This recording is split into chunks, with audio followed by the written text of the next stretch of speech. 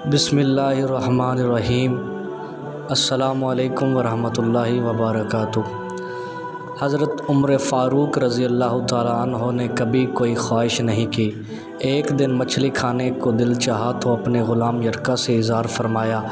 یرکا آپ کا بڑا وفادار غلام تھا۔ ایک دن آپ نے فرمایا، یرکا آج مچھلی کھانے کو دل کرتا ہے، لیکن مسئلہ یہ ہے 8 میل دور جانا پڑے گا دریا کے پاس مچھلی لینے، اور 8 میل واپس آنا پڑے گا مچھلی لے کے۔ پھر آپ نے فرمایا، رہنے دو، کھاتے ہی نہیں۔ ایک چھوٹی سی خواہش کے لیے اپنے آپ کو اتنی مشقت میں ڈالنا اچھا نہیں لگتا کہ 8 میل جانا اور 8 میل واپس آنا صرف میری مچھلی کے لیے۔ چھوڑو یرکا، اگر قریب سے ملی تو اور بات تھی۔ غلام کہتا ہے، میں کئی سالوں سے آپ کا خادم تھا، لیکن کبھی آپ نے کوئی خواہش کی ہی نہیں تھی، پر آج جب خواہش کی ہے تو میں نے دل میں خیال کیا کہ حضرت عمر نے پہلی مرتبہ خواہش کی ہے اور میں پوری نہ کروں، ایسا کیسے ہو سکتا ہے؟ غلام کہتے ہیں، جناب عمر ظہر کی نماز پڑھنے گئے تو مجھے معلوم تھا ان کے پاس کچھ مہمان آئے ہوئے ہیں، عصر ان کی وہیں ہو جائے گی۔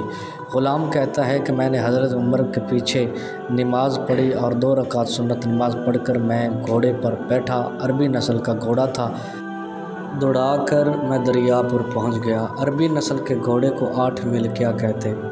وہاں پہنچ کر میں نے ایک ٹوکرا مچھلی کا خریدا اور حضرت عمر کی عصر کی نماز ہونے سے پہلے میں واپس بھی آ گیا، اور گھوڑے کو میں نے ٹھنڈی چھاؤں میں باندھ دیا تاکہ اس کا جو پسینہ آیا ہوا ہے وہ خشک ہو جائے اور کہیں حضرت عمر فاروق دیکھ نہ لیں۔ غلام کہتا ہے کہ گھوڑے کا پسینہ تو خشک ہو گیا، پر پسینے کی وجہ سے گرد و غبار گھوڑے پر جم گیا تھا، جو واضح نظر آ رہا تھا کہ گھوڑا کہیں سفر پہ گیا تھا۔ پھر میں نے سوچا کہ حضرت عمر دیکھ نہ لیں، پھر میں جلدی سے گھوڑے کو کنویں پر لے گیا اور اسے جلدی سے غسل کرایا اور اسے لا کر چھاؤں میں باندھ دیا۔ جب ہماری خواہشات ہوتی ہیں تو کیا حال ہوتا ہے، لیکن یہ خواہش پوری کر کے ڈر رہے تھے کیونکہ ضمیر زندہ ہے۔ فرماتے ہیں، جب عصر کی نماز پڑھ کر حضرت عمر فاروق آئے، میں نے بھی نماز ان کے پیچھے پڑھی تھی۔ گھر آئے تو میں نے کہا، حضور آپ کی خواہش پوری کر دی، مچھلی کا بندوبست ہو گیا ہے اور بس تھوڑی دیر میں مچھلی پکا کے پیش کرتا ہوں۔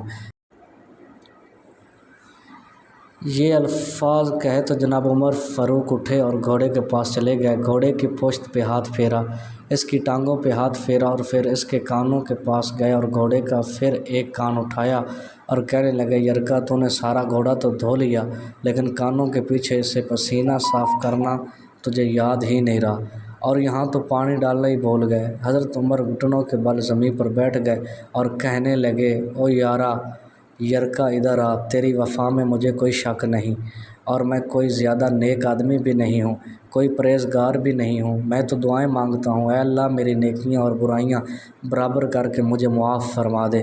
میں نے کوئی زیادہ تقوی اختیار نہیں کیا، اور بات جاری رکھتے ہوئے فرمانے لگے، یار ایک بات تو بتا، اگر یہ گھوڑا قیامت کے دن اللہ کی بارگاہ میں فریاد کرے کہ یا اللہ عمر نے مجھے اپنی ایک خواہش پوری کرنے کے لیے 16 میل کا سفر طے کرایا، اے اللہ میں جانور تھا، بے زبان تھا۔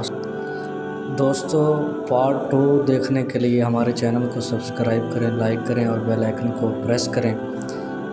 انشاءاللہ اس کا پارٹ 2 بہت جلد ہم اپلوڈ کر دیں گے۔ اگر اس چینل پہ نئے ہیں تو سبسکرائب کریں، لائک کریں، کمنٹ کریں اور اس ویڈیو کو زیادہ سے زیادہ شیئر کریں۔